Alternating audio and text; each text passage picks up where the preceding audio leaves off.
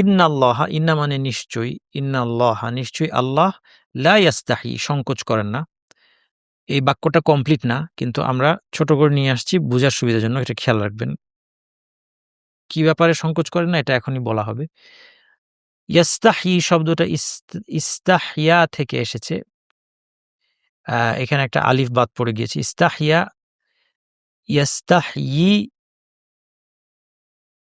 আ হচ্ছে মাদি মুদারে। আমরা যখনই ভার্বের কথা আসবে তখন একটা জিনিস আমাদেরকে দেখতে হচ্ছে টেন্স। মাদি আরবিতে হচ্ছে পাস্ট টেন্স। মুদারে আরবিতে ২ টা সময়কে বোঝায়, বর্তমান ও ভবিষ্যৎ। আরেকটা আছে ফেল আমর, এটা হচ্ছে অর্ডারের জন্য যেটা আসে, এটা হচ্ছে মুদারে। তাহলে নিশ্চয়ই আল্লাহর সংকোচ, লা মানে নেগেট করার জন্য আসছে, নাকচ করার জন্য। আল্লাহ সংকোচ করেন না। কিসের কি ব্যাপারে সংকোচ করেন না?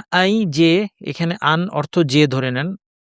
সংকোচ করেন না যে ইয়াদরিবা মাসালান, যে তিনি উপমা দিবেন। দরাবা ইয়াদরিবু মাযি মুদারে। এখানে দরাবার একটা অর্থ আপনারা জানেন, এটা হচ্ছে আঘাত করা, কিন্তু এখানে আঘাত করা অর্থে না। দরাবা মাসালান মানে উপমা দেয়া। তাহলে দরাবা এখানে হচ্ছে তিনি উপমা দিয়েছিলেন, ইয়াদরিবু তিনি উপমা দেন বা দিবেন। ইয়াদরিবা মাসালান তিনি উপমা দিবেন, এই ব্যাপারে তিনি সংকোচ করেন না। এই মা দিয়ে এই যে মাসালটা, এই মাসালটা যে ইনডেফিনিট, যে কোনো উপমা, এটাকে এর মধ্যে একটা অনির্দিষ্টতা আছে, এই অনির্দিষ্টতাটাকে এমফাসাইজ করা হয়েছে। কিভাবে দেখেন? প্রথমত মাসালান বলতেই বোঝায় যেকোনো একটা উপমা। এটাকে নাকিরা বলে আরবিতে। যদি আল থাকতো ডেফিনিট হইতো। আল ছাড়া যখন আসে, যেমন আমি একজনকে বললাম হাতি কলামান। আমি কি বলেছি? হাতি দাও কলামান, ইনডেফিনিট। মানে আমাকে যেকোনো একটা কলম দাও। তারপরেও সে জিজ্ঞেস করল, আচ্ছা কোন কলমটা চাচ্ছেন? অনেকগুলো কলম আছে, কোনটা চাচ্ছেন? আমি বললাম কলামান মা। এখন কি অর্থ হলো? মানে অ্যাবসোলুটলি যেকোনো কলম। হুম? অর্থাৎ ১ম এই আমি যে কলামান, এটার মধ্যে অনির্দিষ্টতা ছিল। এই অনির্দিষ্টতাকে আরো ব্যাপক করে দেওয়ার জন্য, আরো স্পষ্ট করে দেওয়ার জন্য একটা মা যুক্ত করলাম। এই হচ্ছে এই মায়ের পারপাস। তার মানে অনুবাদ হচ্ছে আল্লাহ যেকোনো, কোনো ধরনের কোনো উপমা দিতে আল্লাহ সংকোচ করেন না। সেটা বাউদাহ একটা মশাই হোক, এখানে এর অনুবাদ কিংবা ধরে নেন সহজ করে। বেশি একদিনে বেশি জটিল আলোচনায় যাব না। নয়তো নিয়ে আলোচনা অনেক দীর্ঘ। আছে অনেক ধরনের। এখানে আর বেশি সময় নষ্ট করলাম না। বাউদাতান ফামা, মা মানে যা, ফাওকা মানে উপরে, দিয়ে এই বাউদাকেই বোঝাচ্ছে। একটা সর্বনাম, প্রোনাউন। প্রোনাউন কি করে? একটা নাউনের দিকে ইঙ্গিত করে। তাহলে এখানে এই বাউদাকে মশা, অর্থাৎ মশার উপমা, কিংবা যা মশারও উপরে। মশার উপরে বলতে আমরা আগেই বলেছি যে কেউ বুঝেছেন এর অর্থ যে মশার চেয়েও বড়, মানে সাইজের দিক থেকে মশার উপরে। এজন্য তারা বলেছেন যে এটা মশার চেয়েও বড়। কেউ বলেছেন যে না, তুচ্ছতায় মশার উপরে, মানে আসলে সে মশার চেয়ে ছোট। এজন্য ২ ভাবে অনুবাদ, আমি ব্র্যাকেটের মধ্যে ২ টাই রাখলাম। ফাআম্মা, এখন যে বাক্যটা শুরু হলো, ফাআম্মা ওয়া আম্মা, এই ২ টা মিলে এক সেট। এরা একসাথে আসে। এরা একসাথে এসে একটা বিভাজন বুঝায়। কিরকম? দেখেন আমি একটা অন্য উদাহরণ দিই, বুঝতে সুবিধা হবে। আতাইতু যাইদান ওয়া মুহাম্মাদান মালান। আমি যাইদ এবং মুহাম্মদকে টাকা দিলাম। ফাআম্মা যাইদুন, এখন আমি বিভাজন করব যে যাইদ কি করলো টাকা দিয়ে, আর মুহাম্মদ কি করলো। ফাআম্মা যাইদুন ফাশতারা খুবজান ওয়া আম্মা মুহাম্মাদুন ফাশতারা কিতাবান। আপনারা অনেকে আরবি জানেন। এখানে আরবি পণ্ডিত অনেকে আছে। সো আপনারা মনে হয় বুঝতে পেরেছেন অনেকেই, তাই না? মানে কি? যে আমি যাইদ মুহাম্মদকে টাকা দেই। ফাআম্মা যাইদুন ফাশতারা খুবজান। যাইদ কি কিনলো? রুটি কিনলো।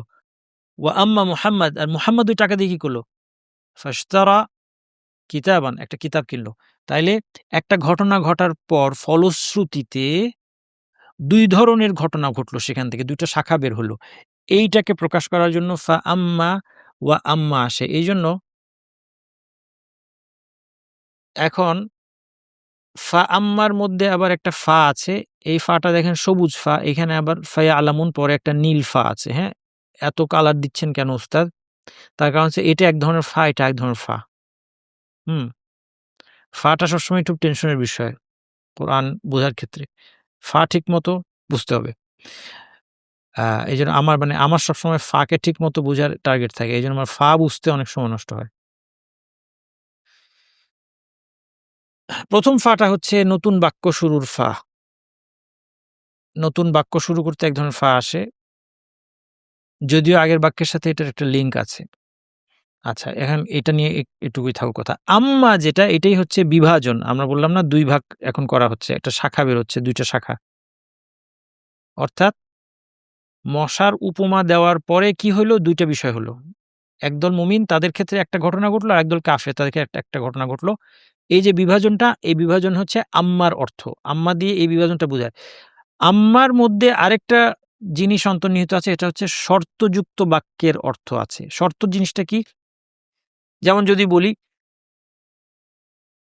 তুমি যদি পরিশ্রম করো তাহলে সফল হবে। এটা একটা শর্তযুক্ত বাক্য। যদি পরিশ্রম করো, পরিশ্রম করাটা হচ্ছে শর্ত, ফলাফল সফলতা। এটা মাথায় রাখেন। এই বাক্যকে আমরা বলছি শর্তযুক্ত বাক্য। হ্যাঁ? যদি পড়াশোনা করো পরীক্ষায় পাস করবে। পড়াশোনা করার শর্ত, পরীক্ষায় পাস করার ফলাফল। ২ টা জিনিস আছে, শর্ত আর ফলাফল, ঠিক তো? এই বাক্যটা দেখেন, এই বাক্যটা আম্মা যখন আসে তখন একটা শর্তের রেশ থাকে এটার মধ্যে।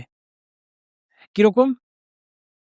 এখানে বলা হচ্ছে আম্মাল্লাযীনা আমানু, যারা, আল্লাযীনা মানে যারা, আমানু মানে ঈমান এনেছে। এগুলো আপনারা আগেই দেখেছেন, এজন্য আর আলাদা করে বেশি বলছি না। যারা ঈমান এনেছে, ফায়ালামুনা তারা জানে, আন্নাহুল হাক্কু মির রাব্বিহিম যে এটা তাদের রবের থেকে আসা সত্য। তাহলে অ্যাজ ইফ বলা হচ্ছে যে যদি ঈমান থাকে তাহলে জানবে যে এটা আল্লাহর কাছ থেকে এসেছে। ওয়া আম্মাল্লাযীনা কাফারু, যারা কুফরি করেছে, ফায়াকুলুনা মাযা আরাদাল্লাহু বিহাযা মাসালা, তারা বলবে এই উপমা দিয়ে আল্লাহ কি বোঝাতে চাইলেন? তাহলে সেখানেও দেখেন শর্তের রেশ আছে। কি যেন বলা হচ্ছে, অ্যাজ ইফ বলা হচ্ছে যদি ঈমান না থাকে, কাফের হয়, তাহলে সে এই কথা বলবে। এই শর্তের রেশ থাকার কারণেই ইয়ালামুন এর সাথে ফা লেগেছে। কারণ এই ফাটা হচ্ছে, একটু আগে বলেছি না শর্ত আর ফলাফল? ফলাফলকে আরবিতে বলা হয় জওয়াবুশ শার্ত। জওয়াবুশ শার্তের সাথে একটা ফা আসে অনেক সময়। এটা হচ্ছে সেই ফা। জওয়াবুশ শার্তের সাথে, শর্তযুক্ত বাক্যে শর্ত উল্লেখ করার পর ফলাফলের সাথে সবসময় আসে না, কিন্তু কখনো এই ফাটাকে আসতে হয়। এখানে আম্মা শব্দের মধ্যে যেহেতু শর্তের একটা রেশ আছে, এইজন্য এখানে ফা দিয়ে ইয়ালামুন শব্দটা এসেছে। ইয়ালামুন অর্থ জানা, আলিমা সে জেনেছে, ইয়ালামু সে জানে, ওয়াও নুন যুক্ত করে ইয়ালামুন মানে তারা জানে। তাহলে এই হচ্ছে এটার গ্রামাটিক্যাল এক্সপ্লেনেশন। এইটুকুর মধ্যে না বুঝলে আমার আরো বেশি বোঝানো, আরো বেশি করে বোঝানো আমার এই ক্লাসের স্কোপের বাইরে। অর্থ দাঁড়াচ্ছে যেটা, সেটা বাংলায় অনুবাদ করতে গেলে এত কিছু লাগবে না, সিম্পল। যারা ঈমানদার তারা জানে। এত কিছু যেগুলো গ্রামাটিক্যাল প্যাচ কষলাম আগ্রহীদের জন্য, কিন্তু অর্থ সহজভাবে বুঝতে গেলে আম্মাল্লাযীনা আমানু ফায়ালামুন, যারা ঈমানদার তারা জানে। কি জানে? আন্নাহুল হাক্কু মির রাব্বিহিম, জানে যে, আন্নাহু যে, আন্না মানে এখানে যে, হু মানে হচ্ছে একটা প্রোনাউন তা। এই প্রোনাউন, এই হা দিয়ে কাকে বুঝাচ্ছে? কার দিকে ইঙ্গিত করছে? ওই মাসালটা, উপমাটা। অর্থাৎ তারা জানে যে এই উপমাটা কি? আল হাক্কু, হাক সত্য। এই উপমাটা সত্য। মিন থেকে, রব্বিহিম তাদের রবের থেকে আগত সত্য। এই উপমাটা, যারা ঈমানদার তারা জানে যে এই উপমাটা, আন্নাহু মানে হু দিয়ে ওই উপমাকে বুঝাচ্ছে, তাদের রবের থেকে আগত সত্য। ওয়া আম্মাল্লাযীনা কাফারু, ফা আম্মা ওয়া আম্মা আগেই ব্যাখ্যা করেছি, তাহলে আর এখন বেশি কথা দরকার নেই। ওয়া আম্মাল্লাযীনা কাফারু, আর যারা কুফরি করেছে, ফায়াকুলুন তারা বলে মাযা কি আরাদা আল্লাহ আরাদা মানে চাওয়া। আল্লাহ কি চাইলেন? বিহাযা আরাদার সাথে বি কানেক্টেড। এই যে বা গুলো বা এগুলো হচ্ছে অব্যয়। ইংরেজিতে প্রিপোজিশন বলে, আরবিতে হারফ বলে। এগুলো একাকী অর্থ হয় না। একটা ভার্ব বা কোনো কিছুর সাথে মিলে একটা অর্থ হয়। যেমন এখানে আসলে আরাদা বিহাযা, হাযা মানে এটা, আরাদা মানে চাওয়া। আরাদা বিহাযা এটা দিয়ে কি চাইলেন? কে? আল্লাহ। মাযা কি? আরাদাল্লাহু বিহাযা এটা দিয়ে আল্লাহ কি চাইলেন? মাসালান এই উপমা দিয়ে আল্লাহ কি বুঝাতে চাইলেন? ইয়াকুলুন হচ্ছে কোথা থেকে আসছে? ক্বালা মাদি, সে বলেছিল। ইয়াকুল সে বলে। ওয়াও নুন যুক্ত করেন ইয়াকুলুন তারা বলে। আর এই ফাটা কি?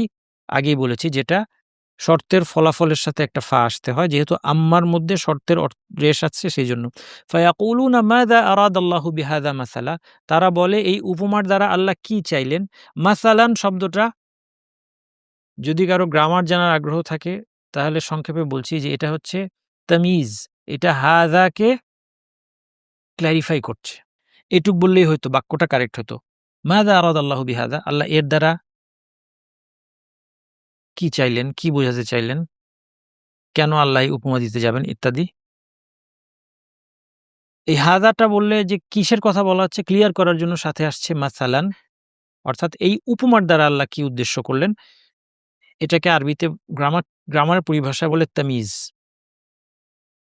কারণ এটা হাযাকে ক্লারিফাই করছে। তামিজ মানে একটা জিনিস থেকে আরেকটা জিনিস পার্থক্য করা বা কোনো কিছু ক্লারিফাই করার অর্থ। অথবা এটা হালও হইতে পারে, কিন্তু সেটা ব্যাখ্যা করতে গেলে এখন গ্রামার আলোচনা অনেক জটিল হয়ে যাবে। এটা যারা উচ্চতর আরবি জানেন তারা একটু পড়াশোনা করলে বুঝে ফেলবেন। ইউদিল্লু আদাল্লা মানে তিনি পথভ্রষ্ট করেছিলেন, ইউদিল্লু করেন। ইউদিল্লুর সাথে বি আসছে এজন্য লাল রং করে দিলাম, কারণ বি এখানে একা কোনো অর্থ না। ইউদিল্লু বি হি মানে এর দ্বারা, হি দিয়ে এখানে হু বা হি এটা একটা প্রোনাউন, এখানে এটাও ওই মাসালকে বোঝাচ্ছে। অর্থাৎ এর দ্বারা মানে এই উপমার দ্বারা আল্লাহ পথভ্রষ্ট করেন। ইউদিল্লু মানে তিনি পথভ্রষ্ট করেন। আল্লাহর কথা এখানে আল্লাহর উল্লেখ নাই, কিন্তু আগে যেহেতু আল্লাহর উল্লেখ এসেছে বোঝা যাচ্ছে এখানে আল্লাহর কথা বলা হচ্ছে। তিনি এর দ্বারা পথভ্রষ্ট করেন কাসীরান অনেককে, কাসীর মানে অনেক, অনেককে পথভ্রষ্ট করেন। ওয়া ইয়াহদি বিহি কাসীরান এবং এই উপমার দ্বারাই আবার অনেককে কি করেন? হেদায়েত দেন। আল্লাহ যেন আমাকে তাদের অন্তর্ভুক্ত করেন যারা আল কোরআনের উপমা পড়ে হেদায়েত পায়, তাদের অন্তর ঈমানে পরিপূর্ণ হয়ে যায় এবং তারা আল্লাহর নৈকট্য লাভ করতে পারে। হেদায়েত আল্লাহর হাতে, আল্লাহর কাছে আমাদের চাইতে হবে। আমার আপনার মনে করার কোনো কারণ নাই যে আমরা নিজ যোগ্যতা বলে আমরা হেদায়েত পেয়ে যাব। কাল্লা, কখনো না। এই হেদায়েতটা সৃষ্টি করা অন্তরে, এটা আল্লাহ সুবহানাহু ওয়া তাআলার একান্ত অনুগ্রহ। এইজন্য আমাদেরকে হেদায়েত চাইতে শেখানো হয়েছে। ইহদিনাস সিরাতাল মুস্তাকিম। এটা অন্তর থেকে চাইতে হবে। আপনি যেমন খুব বিপদে পড়ে যেদিন খুব বিপদে পড়ে যান, সবকিছু বাদ দিয়ে সব দরজা বন্ধ হয়ে গিয়েছে। যেভাবে আল্লাহ তাআলার কাছে বিপদ থেকে মুক্তি চান কায় মনোবাক্যে, সর্বান্তকরণে, তেমনিভাবে প্রতিনিয়ত আল্লাহর কাছে সর্বান্তকরণে কায় মনোবাক্যে হেদায়েত চাইতে হবে। কারণ এই হেদায়েত না পাওয়া সবচেয়ে বড় বিপদ। এই বিপদের হুমকিতে আমরা আছি কিন্তু আমরা বুঝতে পারছি না। ওয়াইয়াহদি বিহি কাসীরা। হাদা মানে তিনি হেদায়েত দিয়েছেন, ইয়াহদি তিনি হেদায়েত দেন। ওয়াইয়াহদি বিহি কাসীরা। আল্লাহুম্মা হদিনা। হে আল্লাহ আমাদেরকে হেদায়েত দিন। ওয়ামা ইউদিল্লু বিহি ইল্লাল ফাসিকিন এর দ্বারা পথভ্রষ্ট করেন না। মা এখানে হচ্ছে না বোধক। ওয়ামা ইউদিল্লু বিহি এর দ্বারা পথভ্রষ্ট করেন না ইল্লা এক্সেপ্ট আল ফাসিকিন ফাসিকদেরকে ছাড়া, পাপাচারীদেরকে ছাড়া কাউকে, অবাধ্যদেরকে ছাড়া কাউকে পথভ্রষ্ট করেন না।